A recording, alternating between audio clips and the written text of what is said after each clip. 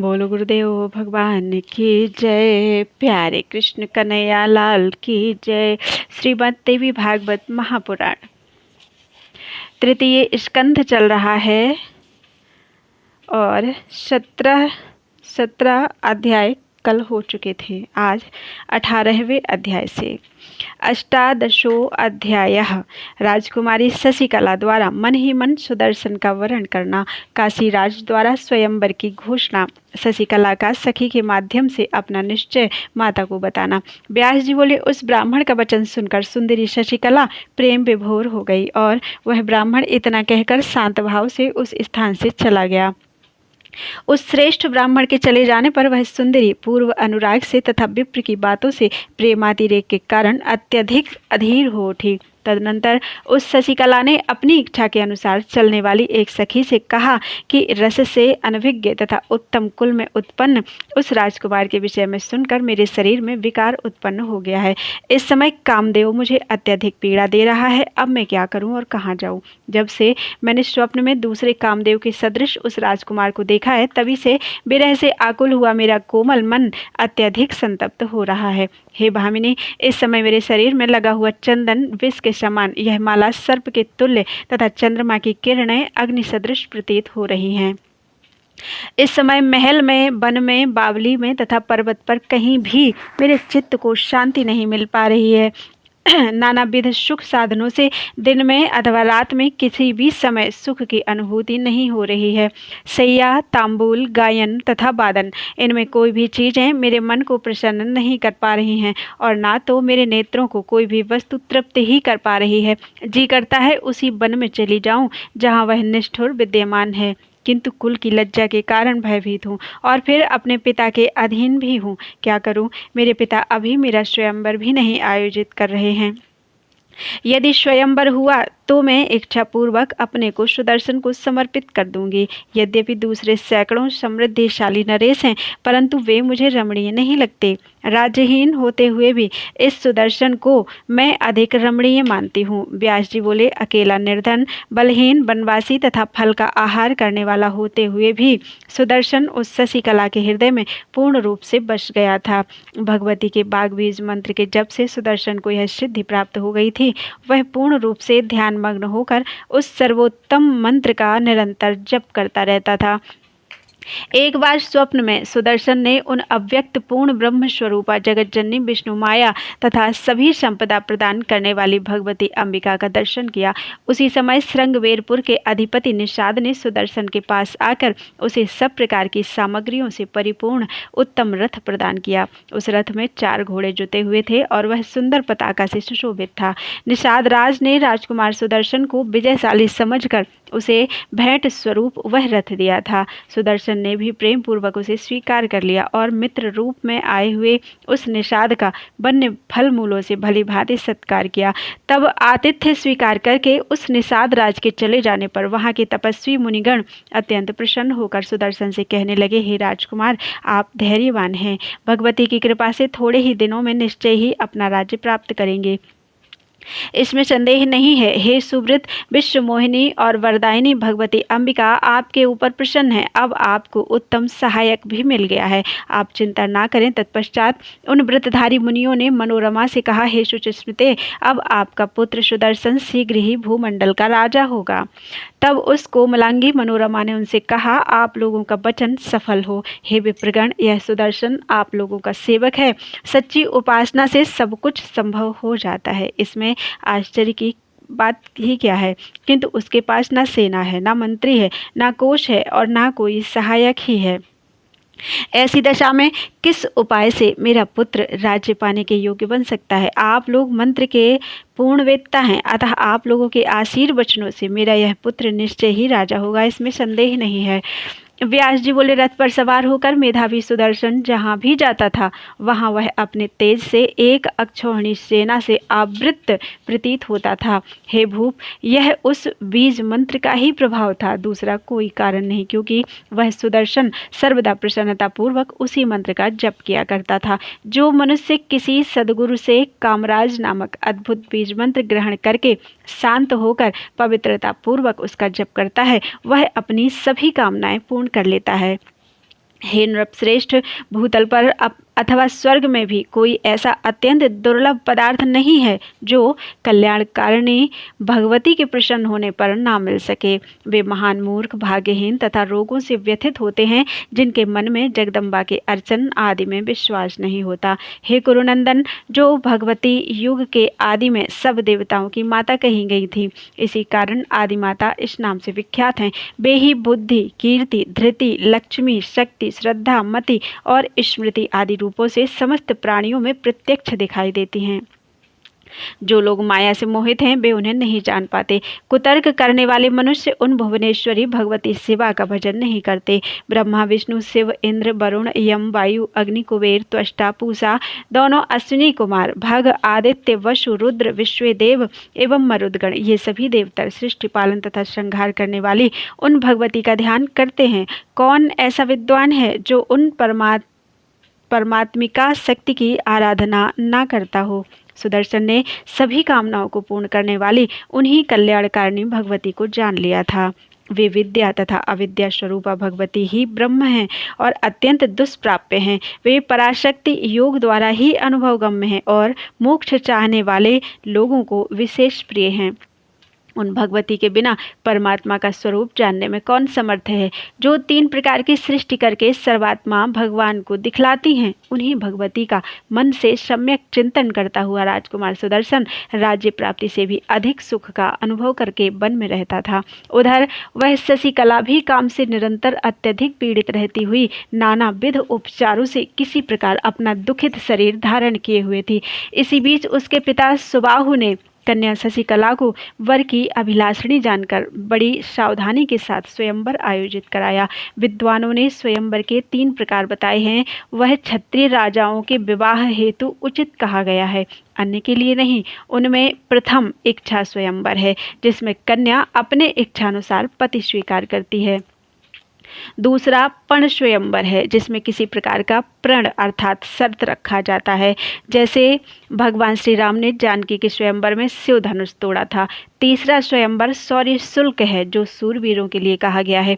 नृपश्रेष्ठ, सुबाहु ने उनमें इच्छा स्वयंवर का आयोजन किया।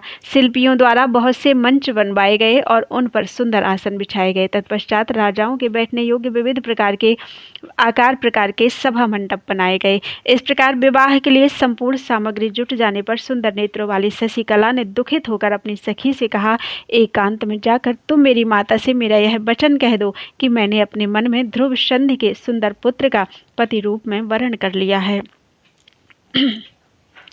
उन सुदर्शन के अतिरिक्त मैं किसी दूसरे को पति नहीं बनाऊंगी, क्योंकि स्वयं भगवती ने राजकुमार सुदर्शन को मेरा पति निश्चित कर दिया है। व्यास जी बोले, उसके ऐसा कहने पर उस मृदुभाषिणी सखी ने शशिकला की माता विदर्भ श्रुता के पास शीघ्र जाकर एकांत में उनसे मधुर वाणी में कहा, हे साध्वी, आपकी पुत्री ने अत्यंत दुखित होकर मेरे मुख से आपको जो कहलाया है उसे आप सुन लें, और हे कल्याणी, इस समय शीघ्र ही उसका हित साधन करें। उसका कथन है कि भरद्वाज मुनि के आश्रम में जो ध्रुव संधि के पुत्र सुदर्शन रहते हैं, उनका मैं अपने मन में पति रूप में वर्ण कर चुकी हूँ, अतः मैं किसी दूसरे राजा का वर्ण नहीं करूँगी।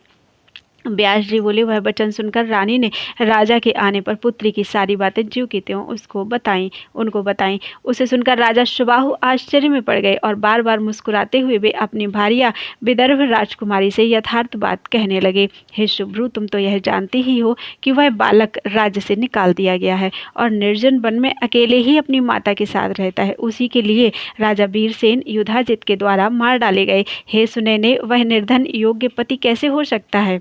तुम यह बात पुत्री शशिकला से कह दो कि बड़े से बड़े प्रतिष्ठित राजा इस स्वयंवर में आने वाले हैं, अतः उनके प्रति ऐसी अप्रिय बात वह कभी भी न बोले। इति श्रीमद्देवी भागवते महापुराणे अष्टादशसहस्रायां संहितायां तृतीये स्कन्धे शशिकलया मातरं प्रति संदेश प्रेषणं नाम अष्टादशो अध्यायः।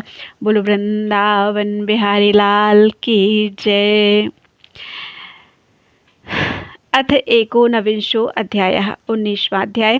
माता का शशिकला को समझाना, शशिकला का अपने निश्चय पर दृढ़ रहना, सुदर्शन तथा अन्य राजाओं का स्वयंवर में आगमन, युधाजित द्वारा सुदर्शन को मार डालने की बात कहने पर केरल नरेश का उन्हें समझाना, व्यास जी बोले, पति के ऐसा कहने पर रानी ने सुंदर मुस्कान वाली उस कन्या को अपनी गोद में बैठाकर उसे आश्वासन देकर के यह मधुर वचन कहा, हे सुदति, तुम मुझसे ऐसी अप्रिय एवं निष्प्रयोजन बात क्यों कह रही हो?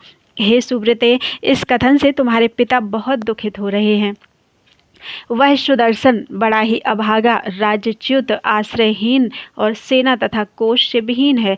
बंधु बांधवों ने उसका परित्याग कर दिया है। वह अपनी माता के साथ वन में रहकर फल मूल खाता है और अत्यंत दुर्बल है, इसलिए वह मंदभाग्य एवं वनवासी बालक सर्वथा तुम्हारे योग्य वर नहीं है। हे पुत्री, तुम्हारे योग्य अनेक राजकुमार यहाँ उपस्थित हैं, जो बुद्धिमान, रूपवान, सम्माननीय और राजचिन्हों से अलंकृत हैं। इसी सुदर्शन का एक कांतिमान रूप संपन्न तथा सभी शुभ लक्षणों से युक्त भाई भी है, जो इस समय कौशल देश में राज्य करता है। हे सुभ्रु, इसके अतिरिक्त मैंने एक और जो बात सुनी है, तुम उसे सुनो। राजा युधाजित उस सुदर्शन का वध करने के लिए सतत प्रयत्नशील रहता है। उसने घोर संग्राम करके इसके नाना राजा वीरसेन को मारकर पुनः मंत्रियों के साथ मंत्रणा करके अपने दौहित्र शत्रुजित को राज्य पर अभिषिक्त कर दिया है। इसके बाद भरद्वाज मुनि के आश्रम में शरण लिए उस सुदर्शन को मारने की इच्छा से वह वहां भी पहुंचा, किंतु मुनि के मना करने पर अपने घर लौट गया। शशिकला बोली, हे माता, मुझे तो वह बनवासी राजकुमार ही अत्यंत अभीष्ट है। पूर्व काल में सरियाती की आज्ञा से ही उनकी पतिव्रता पुत्री सुकन्या च्यवन मुनि के पास जाकर उनकी सेवा में तत्पर हो गई थी। उसी प्रकार मैं पति सेवा करूंगी। पति की सेवा शुश्रूषा स्त्रियों के लिए स्वर्ग तथा मोक्ष प्रदान करने वाली होती है। अपने पति के लिए कपट रहित व्यवहार स्त्रियों के लिए निश्चित रूप से सुखदायक होता है। स्वयं भगवती उस सर्वश्रेष्ठ वर का वरण करने के लिए मुझे स्वप्न में आज्ञा दे चुकी हैं, अतः उनको छोड़कर मैं किसी अन्य राजकुमार का वरण कैसे करूं? स्वयं भगवती ने मेरे चित्त की भित्ति पर सुदर्शन को ही अंकित कर दिया है, अतः उस प्रिय सुदर्शन को छोड़कर मैं किसी अन्य राजकुमार को पति नहीं बनाऊंगी। व्यास जी बोले, हे राजन, उस समय उस शशिकला ने अनेक प्रमाणों के द्वारा विदर्भ राजकुमारी अपनी माता को समझा दिया। तत्पश्चात पुत्री के द्वारा कही गई सभी बातों को महारानी ने अपने पति से बताया। उधर शशिकला ने विवाह के कुछ दिनों पूर्व ही एक विश्वस्त तथा वेदनिष्ठ ब्राह्मण को शीघ्र ही वहां भेज दिया। जाते समय उसने ब्राह्मण से कहा कि आप सुदर्शन के पास इस प्रकार जाएं जिसे मेरे पिता न जान पाएं। हे विभो, आप बहुत शीघ्र ही भरद्वाज के आश्रम पहुंचकर सुदर्शन को मेरी ओर से कहिए कि मेरे पिता ने मेरे विवाहार्थ एक स्वयंवर आयोजित किया है। उसमें अनेक बलवान राजा आएंगे, किंतु मैं तो मन से अत्यंत प्रेम पूर्वक हर तरह से आपका वरण कर चुकी हूँ। हे देवोपम राजकुमार, मुझे भगवती ने स्वप्न में आपको वरण करने का आदेश दिया है। मैं विष खा लूंगी अथवा जलती हुई अग्नि में कूद पड़ूंगी, किंतु माता पिता के द्वारा बहुत प्रेरित किए जाने पर भी मैं आपके अतिरिक्त किसी अन्य का वरण नहीं करूंगी, क्योंकि मैं मन, वचन तथा कर्म से आपको अपना पति मान चुकी हूँ। भगवती की कृपा से हम दोनों का कल्याण होगा।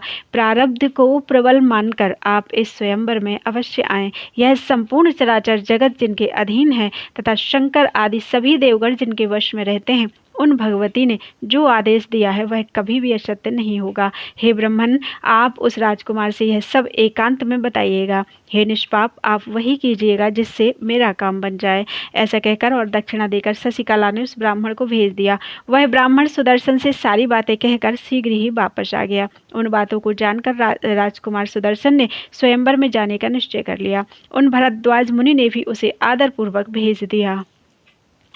व्यास जी बोले, तब अत्यधिक दुख से व्याकुल, कांपती हुई तथा भयभीत मनोरमा गमन के लिए तत्पर अपने पुत्र सुदर्शन से आंखों में आंसू भरकर बोली, पुत्र, तुम इस समय राजाओं के उस समाज में कहाँ जा रहे हो? तुम अकेले हो और तुमसे शत्रुता रखने वाला राजा युधाजित तुम्हें मारने की इच्छा से उस स्वयंवर में अवश्य आएगा। फिर तुम क्या सोचकर वहां जा रहे हो? तुम्हारा कोई सहायक भी नहीं है, इसलिए हे पुत्र वहां मत जाओ। तुम ही मेरे एकमात्र पुत्र हो और मैं अति दीन हूँ तथा मुझ आश्रयहीन के लिए तुम ही एकमात्र आधार हो। हे महाभाग, इस समय तुम मुझे निराश मत करो। जिसने मेरे पिता का वध कर दिया है वह राजा युधाजित भी वहां आएगा और वहां तुझ अकेले गए हुए को मार डालेगा। सुदर्शन बोला, होनी तो होकर ही रहती है, इस विषय में संदेह नहीं करना चाहिए। हे कल्याणी, जगत जननी के आदेश से मैं आज स्वयंवर में जा रहा हूँ। हे वरानने, तुम छत्राणी हो, अतः इस विषय में चिंता मत करो। भगवती की सदा अपने ऊपर कृपा रहने के कारण मैं किसी से भी भयभीत नहीं होता। व्यास जी बोले, ऐसा कहकर रथ पर आरूढ़ होकर स्वयंवर में जाने के लिए उद्यत पुत्र सुदर्शन को देखकर मनोरमा ने इन आशीर्वादों से उसका अनुमोदन किया। भगवती अंबिका आगे से, पार्वती पीछे से, पार्वती दोनों पार्श्व भाग में तथा शिवा सर्वत्र तुम्हारी रक्षा करें। विषम मार्ग में बाराही, किसी भी प्रकार के दुर्गम स्थानों में दुर्गा और भयानक संग्राम में परमेश्वरी कालिका तुम्हारी रक्षा करें। उस मंडप में देवी मातंगी, स्वयंवर में भगवती सौम्या तथा भवबंधन से मुक्त करने वाली भवानी राजाओं के बीच में तुम्हारी रक्षा करें। इसी प्रकार पर्वतीय दुर्गम स्थानों में गिरिजा, चौराहों पर देवी चौमुंडा तथा वनों में सनातनी कामगा देवी तुम्हारी रक्षा करें। हे रघुद्वह, विवाद में भगवती वैष्णवी तुम्हारी रक्षा करें। हे सौम्य, शत्रुओं के साथ युद्ध में भैरवी तुम्हारी रक्षा करें। जगत को धारण करने वाली सच्चिदानंद स्वरूपिणी महामाया भुवनेश्वरी सभी स्थानों पर सर्वदा तुम्हारी रक्षा करें। व्यास जी बोले, ऐसा कहकर भय से व्याकुल तथा कांपती हुई उसकी माता मनोरमा ने उससे कहा, मैं भी तुम्हारे साथ अवश्य चलूंगी। हे पुत्र, मैं तुम्हारे बिना आधे क्षण भी यहाँ नहीं रह सकती, अतएव तुम्हारी जहाँ जाने की इच्छा है वहीं मुझे भी अपने साथ ले चलो। तब ऐसा कहकर अपनी दासी को साथ लेकर माता मनोरमा चल पड़ी। ब्राह्मणों से आशीर्वाद प्राप्त करके वे सभी प्रसन्नतापूर्वक चल पड़े। इसके बाद वह रघुवंशी सुदर्शन एक रथ पर आरूढ़ होकर वाराणसी पहुंचा। राजा सुबाहु को उसके आने की जानकारी होने पर उन्होंने आदर सम्मान आदि के द्वारा उसका सत्कार किया। उन लोगों के निवास के लिए भवन तथा अन्न जल आदि की व्यवस्था कर दी तथा उनकी सेवा शुश्रूषा हेतु सेवक को भी नियुक्त कर दिया। इसके बाद वहाँ अनेक देशों के राजा महाराजा एकत्र हुए। वहाँ अपने नाती को साथ लेकर युधाजित भी आया। करुषाधिपति मद्र देश के महाराज वीर सिंधुराज, युद्ध कुशल महेशमती नरेश, पांचालपति पर्वतीय राजा, कामरूप देश के अति पराक्रमी महाराज कर्नाटक नरेश, चोल राज और महाबली विदर्भ नरेश वहां आए थे। उन राजाओं की कुल मिलाकर 63 अक्षौहिणी सेना थी। वहाँ सर्वत्र स्थित उन सैनिकों से वह वाराणसी नगरी पूरी तरह से घिर गई। इनके अतिरिक्त अन्य बहुत से राजा भी स्वयंवर देखने की इच्छा से बड़े बड़े हाथियों पर आरूढ़ होकर उस स्वयंवर में सम्मिलित हुए। उस समय सभी राजकुमार आपस में मिलकर कहने लगे कि राजकुमार सुदर्शन भी निश्चिंत होकर यहाँ आया है। वह महाबुद्धिमान सूर्यवंशी सुदर्शन अपनी माता के साथ इस समय अकेला ही रथ पर चढ़कर विवाह के लिए यहाँ आ पहुँचा है। सैन्य शक्ति से संपन्न तथा शस्त्रास्त्र से सुसज्जित इन राजकुमारों को छोड़कर क्या वह राजकुमारी बड़ी भुजाओं वाले सुदर्शन का वरण करेगी? इसके बाद राजा युधाजित ने उन नरेशों से कहा, राजकुमारी को प्राप्त करने के लिए मैं इसे मार डालूंगा, इसमें कोई संशय नहीं है। तब महान नीतिज्ञ केरल नरेश ने उस युधाजित से कहा, हे राजन, इच्छा स्वयंवर में युद्ध नहीं करना चाहिए। यह शुल्क स्वयंवर भी नहीं है, अतः कन्या का बलपूर्वक हरण भी नहीं किया जाना चाहिए। इसमें तो कन्या की इच्छा से पति चुनना निर्धारित है, तो फिर इसमें विवाद कैसा? हे नृपश्रेष्ठ, आपने पहले तो इस सुदर्शन को अन्यायपूर्वक राज्य से निकाल दिया और अपने दौहित्र को बलपूर्वक उस राज्य का स्वामी बना दिया। हे महाभाग, यह सूर्यवंशी राजकुमार कौशल नरेश का सुपुत्र है।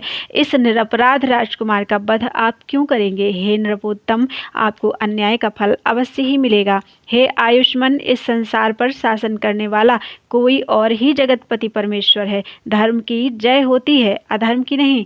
सत्य की जय होती है, असत्य की नहीं। अतएव हे राजेंद्र, आप अन्याय न कीजिए और इस प्रकार के पापमय विचार का सर्वथा परित्याग कर दीजिए। आपका दौहित्र यहाँ आया ही है, वह भी अत्यंत रूपवान और राज्य तथा लक्ष्मी से संपन्न है, तब भला कन्या उसका वरण क्यों नहीं करेगी? अन्य एक से बढ़कर एक बलवान राजकुमार आए हैं। इस स्वयंवर में कन्या शशिकला किसी भी राजकुमार को अपनी इच्छा से चुन लेगी। हे राजागण, अब आप ही लोग बताएं कि इस प्रकार के विवाह में विवाद ही क्या? विवेकवान पुरुष को इस विषय में परस्पर विरोध भाव नहीं रखना चाहिए। इति श्रीमद्देवी भागवते महापुराणे अष्टादशसहस्रायां संहितायां तृतीय स्कंधे राज संवाद वर्णनम नाम एकोनविंशो अध्यायः। बोलो वृंदावन बिहारी लाल की जय।